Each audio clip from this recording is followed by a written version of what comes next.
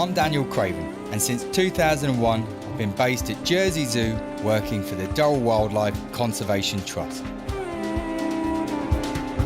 I'm about to go on an epic journey to discover how a species once thought to be extinct is today making an amazing comeback.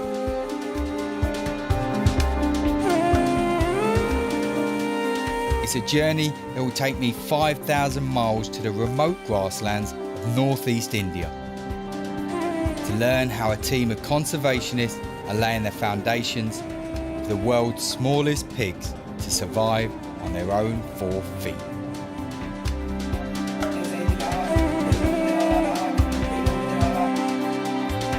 Gerald Darrell, the author, naturalist and a pioneer in conservation, was born here in India. It's his influence that's brought me back here to a country I love.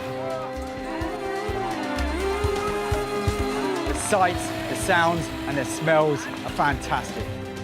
There's a billion people with a billion different stories. And some of those stories are underdog stories. People that have come from the towns and villages to big cities like Delhi and Bombay, Varanasi, to seek their fortune.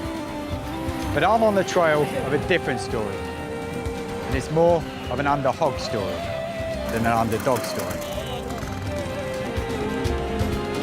I was 11 years old when I first came to India with my family on holiday. And although sometimes sitting here, it can feel like it hasn't changed in 1,000 years, it's changed a lot. In a fast developing world, India is a fast developing country. Populations have grown all over the world and people have needed more resources and more space. At the expense of what? If it's a game of humanity versus nature, then it really seems nature isn't winning. Who is winning? Gerald Darrell wrote, "Sometimes it's the small animals in a country that can influence man more than the large ones." And for the man who spent his life giving a voice to species too small to be heard, I'm wondering where that brave spirit of hope and determination came from. So I'm heading to the city where the Darrells lived before Corfu, where Gerald was born and the place where his father, Lawrence Samuel Darrell, looked to for the challenge and opportunity for the Darrell name to make its mark.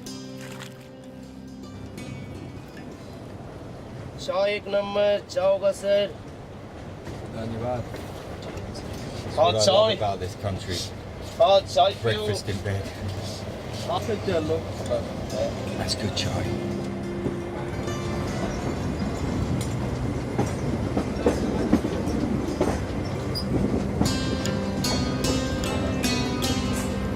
Tatanagar is the name of the station that welcomes people to Jamshedpur, a city that didn't even exist a year before the Darrells got here. At least the name didn't. Before then, it was called Sakji, and it was beginning to boom and develop from a small village with iron, coal, limestone and water resources into India's first planned industrial city. Both the city and the railway changed its name in honour of Jamshedji Tata. Founder of the famous Tata Group, it was his design that paved the way for the city's success. By 1919, the steel industry had helped boost the economy and its population. In 1920, the Darrells arrived here. Lawrence Samuel Darrell was born in 1884. A third-generation Anglo-Indian, he was educated in India and in 1910 married Louisa Florence Dixie. They had 4 children, Lawrence, Leslie, Margaret and Gerald. The Darrells travelled throughout India while Lawrence worked for the railways. From 1918 to 1920, Lawrence was the chief engineer of the famous Darjeeling Himalayan Railway, and he would have overseen the building of the Basista Loop, one of the most challenging sections of railway in the Himalayas, helping the little toy train climb the final steep ascent to Darjeeling. Soon after that, he formed his own company, Darrell & Co. Engineers and Contractors. I'm going to see Ronnie Da Costa, a local historian and one of the founders of the Darrell Initiative, And where better to meet than the very house that Darrells lived in? These are the steps where Gerald may have sat when he was a young boy. Absolutely. The year 1914 or 15, it was good enough for families to come. And that's how we had the Darrells here. Would there have been anybody around that may have influenced Gerald with animals? And the legend is that he had an uncle who was in the forest and he sent 2 baby bears here to them, which they kept. And the zoos were some people's houses. There were a family that actually kept a tiger at their house, and a lot of the people went. Okay, so he'd been exposed to these beautiful animals that India has to offer from quite an early age.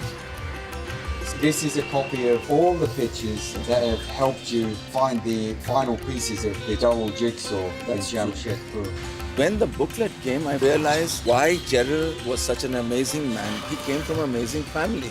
Lawrence Darrell not only built many of the iconic buildings that are still standing today, but also took on work that others ran away from. If you look at some of the testimonials, you'll find that the general managers say that thanks to Mr. Darrell and company, we were able to complete.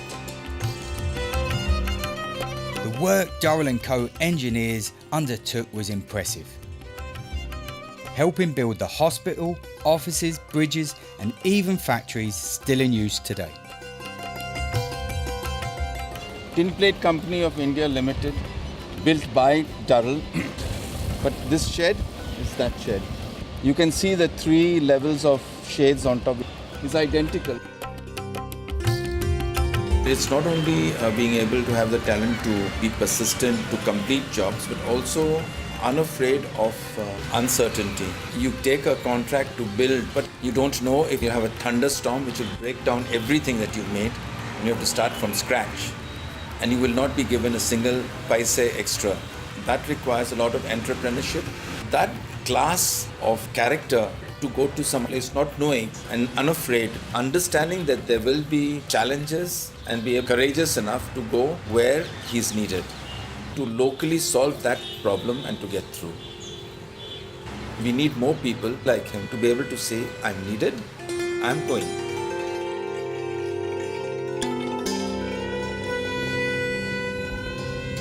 Sitting here thinking about Gerald Darrell's father, the kind of massive tasks he undertook and did it in style. He finished them, he completed them. He had a reputation of making things happen. And he's not the only Darrell to have had a huge impact in India. His son, Gerald Darrell, dedicated his life to preserving species on the edge of extinction. What a noble task. I'm off to join the Darrell team in Guwahati as they prepare to release the 100th captive-bred pygmy hog back into the wild.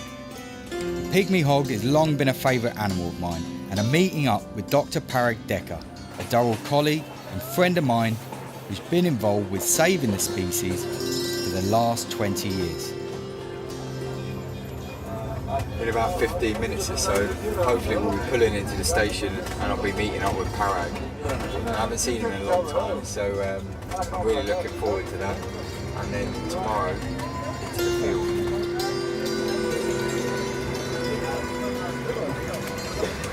In 1999, Parag completed training at the Darrell Conservation Academy in Jersey, a trip he once told me changed his life.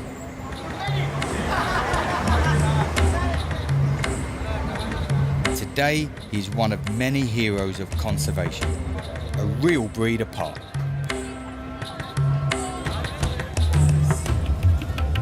Gerald Darrell came here in Assam looking for pygmy hog in wild and also try to initiate a breeding program. Before Darrell stepped in, there was no organized attempt to really save a species. Gerald Darrell came here to do the same thing in 1978, but he could not find a pygmy hog anywhere. If you read his book, The Anniversary of Ark, Right, yes. In that book, see, you can see there is a chapter on the pygmy hog. Do you have a copy of the book? I don't have. You I don't? don't Right, have. I'm Yeah, gonna have to I should get- buy. I'm Actually, gonna try have- to buy. I'm gonna have to get you one. Yeah, I read it when I was at Jersey. So tomorrow into the field, into Bernardi, and we start early, finish late. Yeah.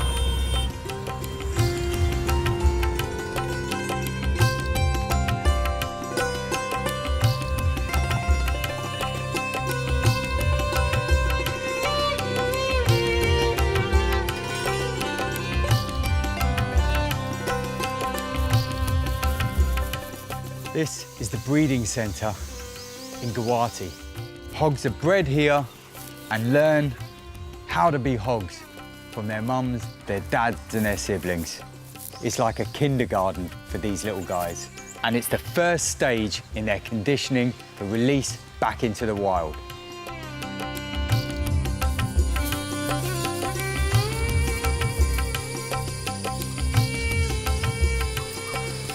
Just behind me there.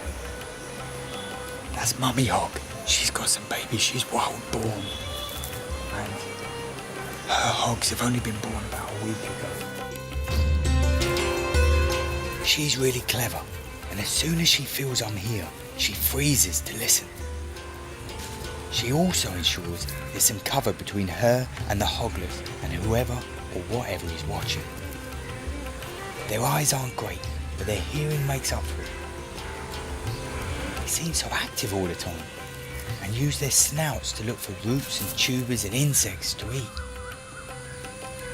Pygmy hogs use nests throughout the year, making a small indentation in the ground and then laying grass over grass. The nests remain dry even during high rainfall. So, when it's raining, they go inside. When it gets too hot, they go inside. When they need to sleep, they go inside. And when they need the toilet, well, the hogs are smart and they go outside.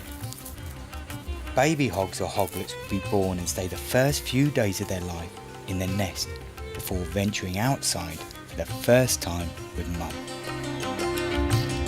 Really exciting for me because I'm just about to step in the enclosure to get up close and personal with a pygmy hog and find out what makes a pygmy hog a pygmy hog.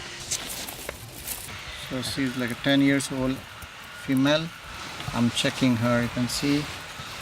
She's okay. See, their tails are quite small. It's not like Right. wild boar. And her hair feels like a coconut. It's a lot coarser. Is that because of the grasslands or she's just a little bit older? She's a little bit older, that's why you see the hairs is a bit coarse. Otherwise, the other hairs are very smooth. It's the first Yeah. time I've ever touched a pygmy Yeah. hog. She's lovely, isn't she? She's quite strong. I can Yeah, see she's very that strong. she's. Yeah. Those is, oh, yeah. so you're checking her up, Yeah. making sure that she's fit and healthy. Is she good?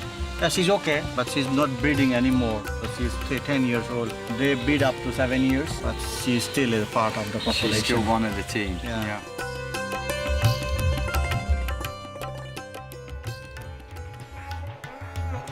Today, Darrell conservationists are standing on the shoulders of pioneers like Gerald Darrell and William Oliver, who conducted the first ever scientific research into the pygmy hog. I'm about to meet some people who know more about pygmy hogs than anyone alive today.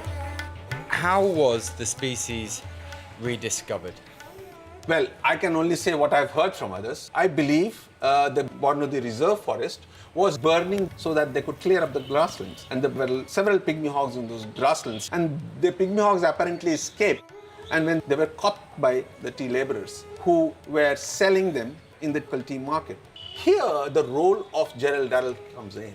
Gerald Darrell was, in fact, indirectly responsible for rediscovering the hawk because another gentleman called Mr. Tessier Yandel, who was a tea planter from Jersey, was coming to Assam. And he went to Jerry and said, I'm going to Assam, do you want me to look for something? Jerry said, immediately, find me a pygmy hawk. He thought that perhaps we have lost the species, but he didn't want to give up. So he wanted somebody competent to look for him.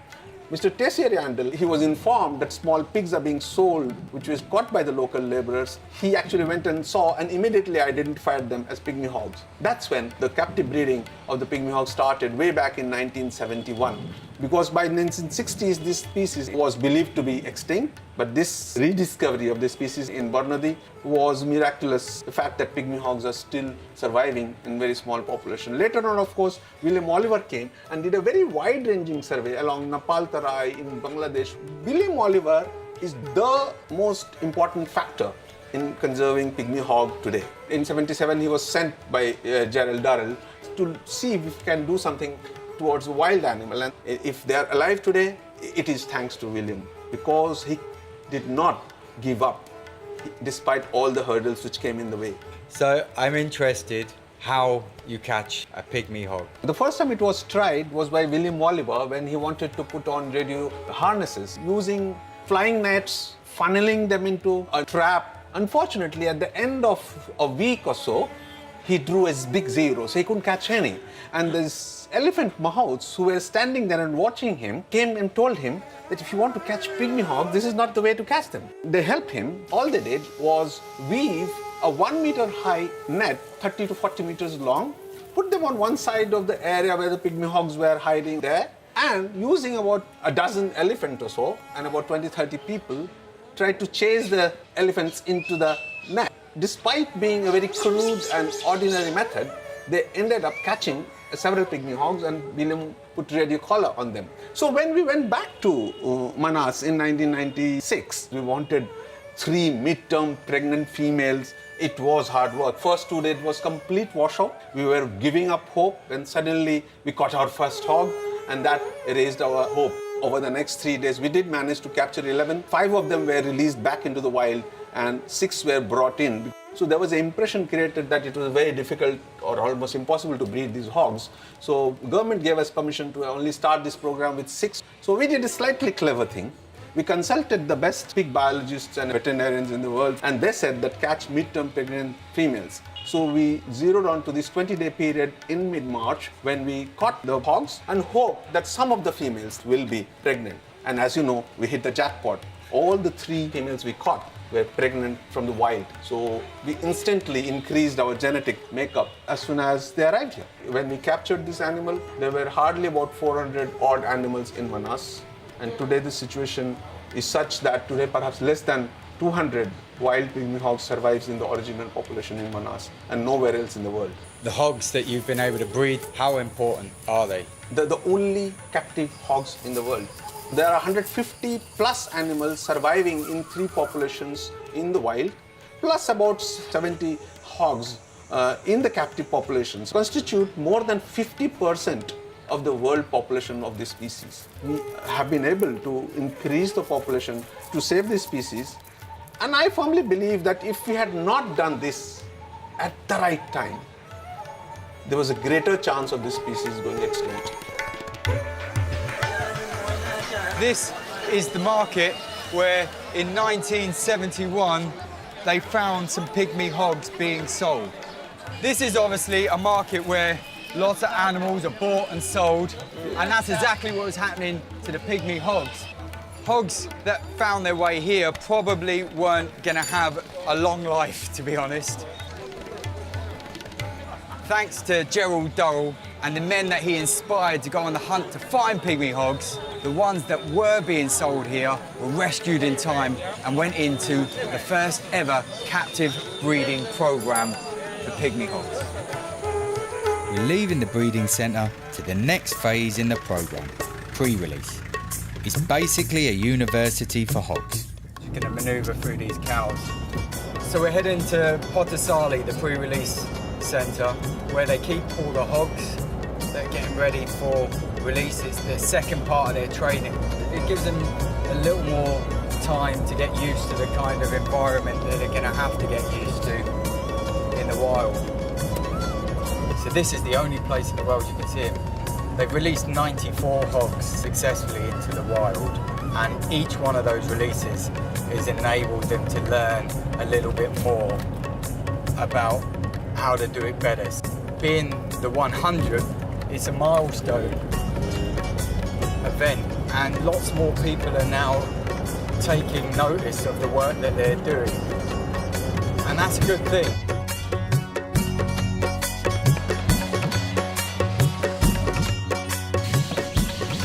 So I'm here at the Potosali pre-release centre where the hogs are being trained for the wild, and I've just stumbled across this painting of Gerald Darrell.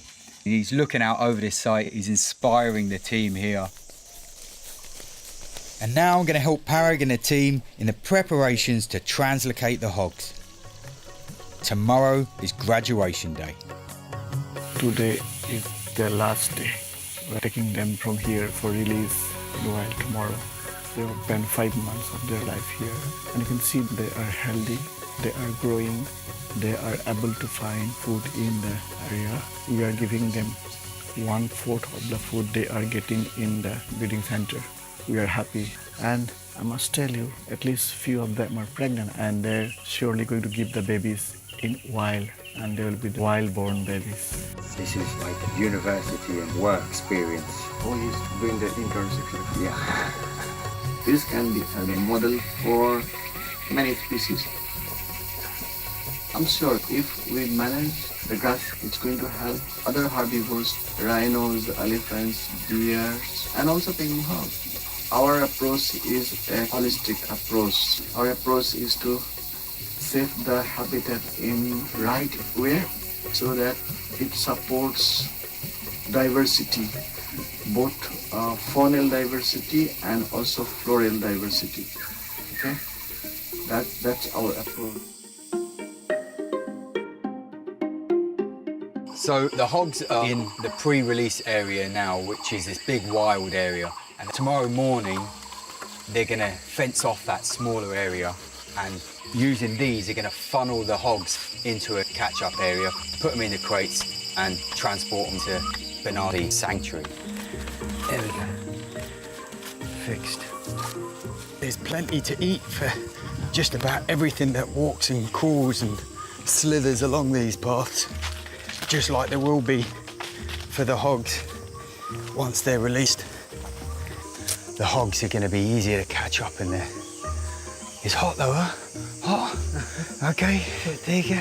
He's as strong as an ox. These bits of equipment are really important. This is going to tell the team which hog is going where. Each of these little ear tags fit onto the hogs, and hopefully, fingers crossed, we're gonna find out loads more information about the hogs, where they go, what they do, how far they go. So we're just getting the bedding ready for the transport crates, and this is gonna help the hogs feel a little more at home under the stressful conditions they're gonna have for transport. So that's gonna hopefully make them feel a little less stressed.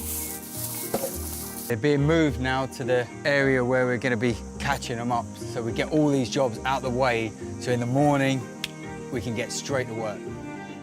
Okay, last one, and the next time we move these, there's going to be some hogs in them.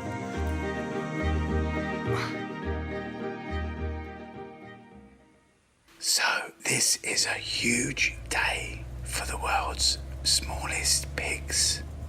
It's really early in the morning. It's probably just after 5, and we're at the pre-release site. The hogs are needing to be corralled into this smaller enclosure area where we know they're not going to escape from. We don't want any disturbance. We don't want them to suss that things are different today. We've been waiting since about 5 o'clock in the morning, and all the crew has been here earlier than the hogs have been here. We had a little bit of a wait, but now it's all going ahead. There are 8 hogs in this enclosure, and we need 6, but it's got to be the right 6.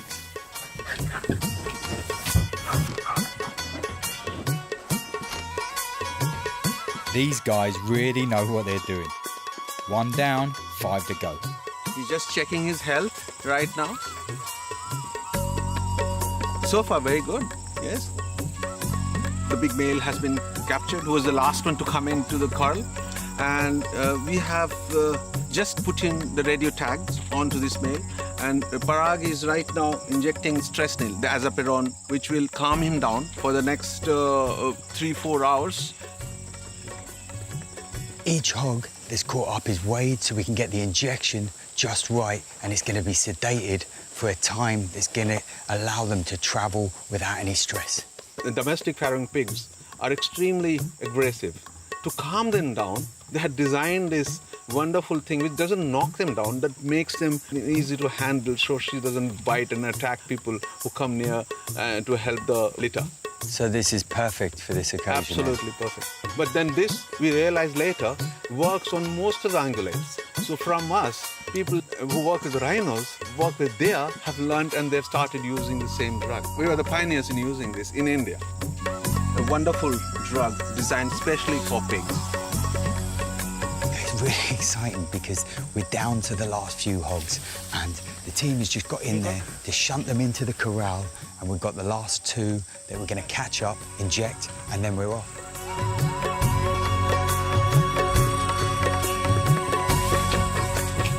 He makes it look so easy. I can assure you it's anything but.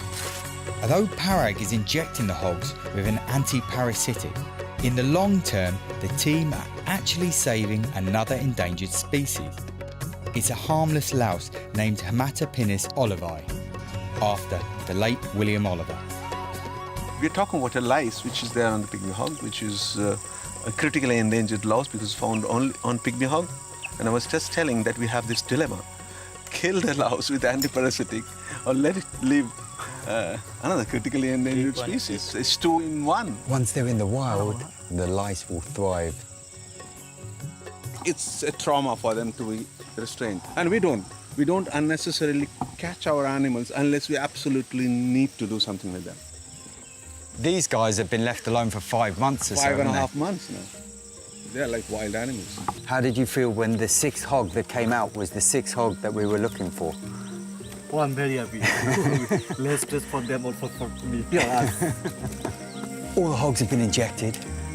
They're all in the crates. We're going to give them 15 minutes just to calm down before we're going to roll out of here and head to Bernardi, where they're going to be released back into the wild. We've got a long journey. It could be up to 6 hours on the road. We've got to drive slow. There's loads of honking and horns and stuff. That's just India. That's the road. So getting them there in the same condition as they left here is going to be really important for us. But this is the team to do it. We're well underway. We've just stopped here. We're going to check the hogs. This is the nature of India. This is the nature of transporting animals along any road along here. And I'm looking over there at Parag. He seems really happy as well. I reckon we've got another 2 or 3 hours to go. We've gone through rivers, through markets, but everything's good. Journey's gone well. We're going to release the hogs into the core area of Bernardi where there's a pen waiting for them. They're going to get used to their surroundings for a few days and then freedom.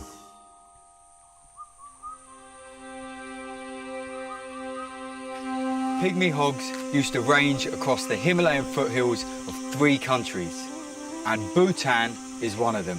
This is Manas National Park, where the last truly wild population of pygmy hogs can be found. It's a population that's declining, and I'm going to go and see the grasslands where they're to be found, still surviving today. To see any pygmy hogs in the wild here is incredibly difficult. Parag, who's been working in this area for 20 years, has never seen one. I guess it comes down to a bit of luck. There's definitely predators here that the pygmy hog has got to look out for. There's tigers, there's also panthers. These big herbivores share their environment with the pygmy hog and help the grasslands eating up tree saplings that are setting in. If you've got these big herbivores like the rhino and the elephant working to do that, then nature's doing the work for you, and it's so much nicer to see them doing it than us doing it. So this is pygmy hog habitat, this grassland, and it was actually here that they captured some of the hogs that have gone in to help the breeding program, and descendants of those hogs have gone into different national parks supporting the population. This beautiful spot is Kudaville, and I'm sat in the guard station overlooking the grassland habitat that supports the last truly wild population of pygmy hogs in the world. You can't see a pygmy hog, to be honest. It's like spotting a needle in a haystack. but what I can see are trees, and these trees are gradually encroaching on this grassland habitat, and that makes it more difficult to manage because it brings in weeds and invasive species that really don't suit the hogs and don't suit a whole host of other species the hog shares its habitat with. All we have these small pockets left of this habitat, and these grasslands were extremely important for the diversity of this entire area. They are the real jungles. You had rhinoceros, you have tigers, you had elephants, you had wild buffaloes, you had huge number of species. One of the most valuable habitat in these ecosystems in the South Himalayan plains. Pygmy hog grasslands, they are open grasslands with very few trees in them. And today, if new grasslands appear outside protected areas, they're quickly taken over by this bulging human population. The current grasslands, as I have just said, are basically sort of islands, completely surrounded by human population, thick forests, and one of the biggest challenges today are the simple ones, because the livestock grazing, unsustainable dry season burning, and of course collection of thatch and some amount of trapping are the real threats to these wild grasslands and their wildlife. It's a jungle out there, but beyond that, there's grasslands that are being restored. And there's a tremendous amount of work that's gone into making these grasslands suitable habitat for the pygmy hog. Parag showed me one area where the team had been clearing invasive plant species in the pygmy hog grasslands. This plant that's spoiling this grassland habitat. We have removed by hand using... It's tough work, I've just been watching the guys do it. Cutting is not good, so we have to remove it manually and open that whole area. And we hope that the grass will grow high up to a meter up in 1.5 months. Good news is, it's working. This habitat is going to be suitable for the pygmy hogs, and hopefully many more little hogs after that. Before the release, I wanted to learn a little more about how local communities and tourism impact on wildlife and how conservationists are working to create a balance between people and animals. So, we are in Sarang, which is a little village here, and these guys are all part of the community. Sarang district, yes. Sirang. Okay. And it's a gentle area, it's a lovely area. After a pronunciation lesson from the locals, I attended a village meeting with Nandita Hazaranka, one of Darrell's partners, to learn more about what they thought of the pygmy hog and the challenges they face living close to wildlife. We were talking a little bit about the grasslands to the villagers. When you posed the question to them what they thought of the pygmy hog, you could see there was a sadness in their eyes that their population was declining. I think they care for all animals. They even care for an animal as insignificant as, just a pig. So I think it's very heartening to see that despite the problem, they empathize small pig. And they see a value in supporting and crusading for a cause. Community is very important, very critical factor in conserving wildlife. People do realize what the benefits are, and as much as possible, they're quite tolerant when their livelihoods are threatened. On one hand, we are dealing with animals and species which create conflict situations, and on the other hand, we as conservationists are trying to protect them. So to bridge that gap is a difficult task. You have to admit the factor of population is a reality. People are beginning to learn how to live with wildlife. If you want to get people's cooperation in conserving the species, you need to give them some incentives. We try to help them economically. So when there is a conflict situation, for example here, the problem of human-elephant conflict. People lose their crop, they lose property, they lose even lives, and they are injured. So we try to build the capacity of the people, gain certain skills. So the idea is to alleviate the status from a subsistence level to an entrepreneurship or an enterprise level. I'm interested in how tourism can help wildlife. We try and create local employment. The moment a lodge comes up and there is a place which is being protected, If tourists are allowed inside, you have other industries which come up. Most of the population over here, directly or indirectly, they have a personal interest in the sustenance and survival of the park. It's not a zoo. What we all discovered long ago, if the tiger is thriving, it means the tiger's food is thriving, which means that buffalo, deer, wild boar, everything else has enough to eat. It turns a full cycle. If he is doing well, so is everybody else.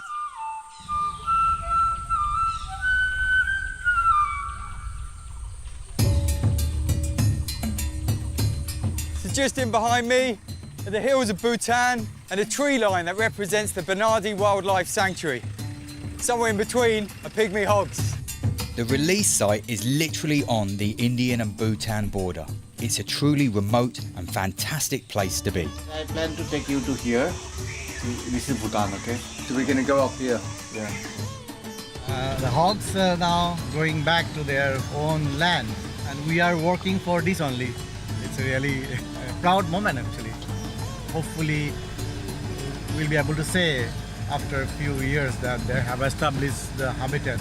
We'll be working for next 5 years, okay?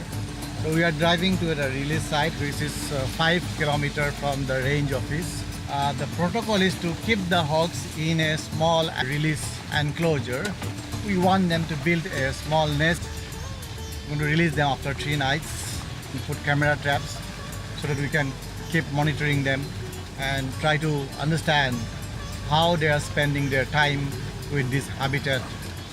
This is the last one, and I just want to keep the box as level as possible so as not to stress him.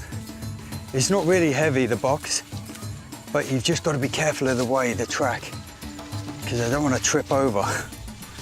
Okay. Here, the pin. Okay. We got him. All these people are really excited because it's the first time some of them have seen a pygmy hog. It's great to have this lot on board, the community here. They're going to work hard as well to protect this habitat along with the pygmy hog team.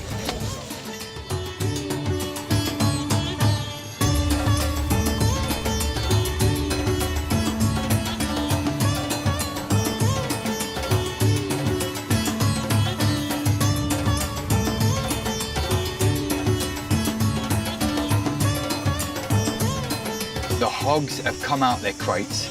Parag is going to stay the night up in this observation tower where he can look over this whole scene.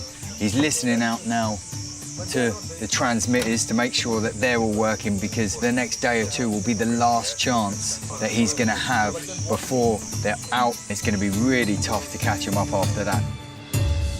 You are protecting the animals, and they are in a small enclosures. You don't know if anything can happen to them at night. Some predators may come and elephants may come because they are in a small enclosure, and if something happens they cannot escape. But while they are in a small area, their security and safety is in our hands. I'm going to be here first thing in the morning to see how the hogs spent their night. The next stage will be releasing them.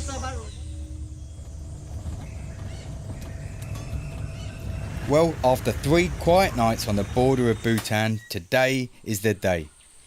Officials and press will arrive for the release, so I'm joining Parag to do the final checks.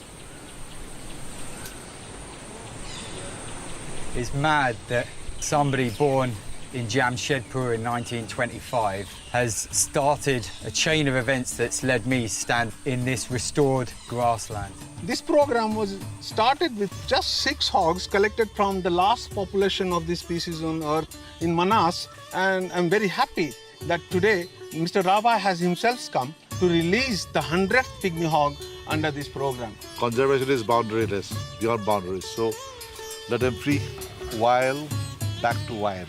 This is it, freedom is just beyond this gate here. They've built nests, and that shows they've accepted the land. That's the 100th pygmy hog release. It's wonderful to see them out. The work, of course, hasn't finished for these guys.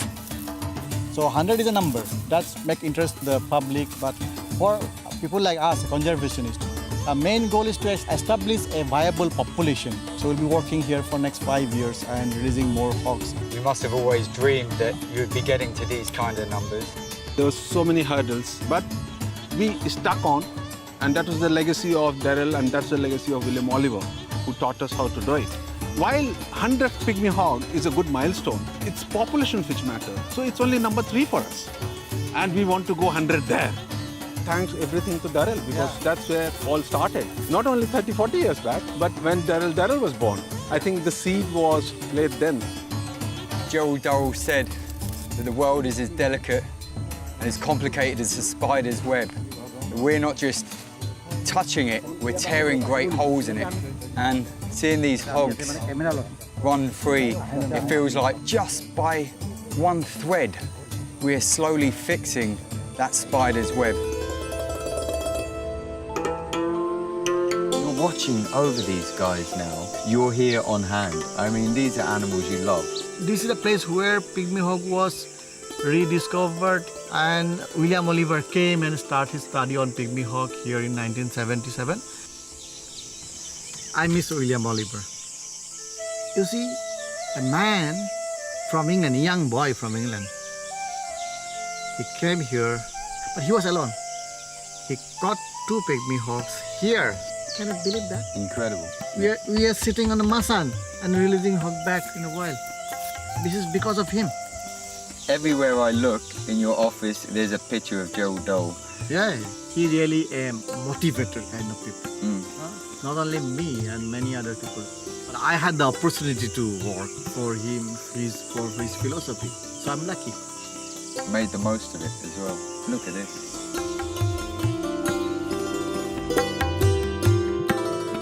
One of the challenges of releasing hogs back into the wild is monitoring their progress after they've gone. And, well, it's a needle in a haystack, it's really tough. The hogs are small, the grass is long, the space is big, so I'm really happy just to have got this text message from Parag, who's told me after 10 days, the hogs are doing really well. All 4 that have radio transmitters are sending out signals. They've spotted all 6 through the camera traps in the baiting stations, and the female that's pregnant is wandered off on her own, which is perfectly natural, and she'll be nesting to give birth in a little while.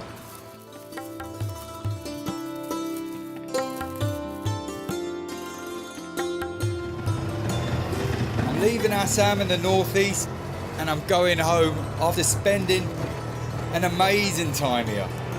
I've been on the trail of the underhog, and what I've found, if I didn't know it before, the Darrells are an amazing family. Gerald Darrell and his ongoing legacy through Jersey Zoo and the Darrell Wildlife Conservation Trust in particular has inspired me to contribute even more to saving species from extinction.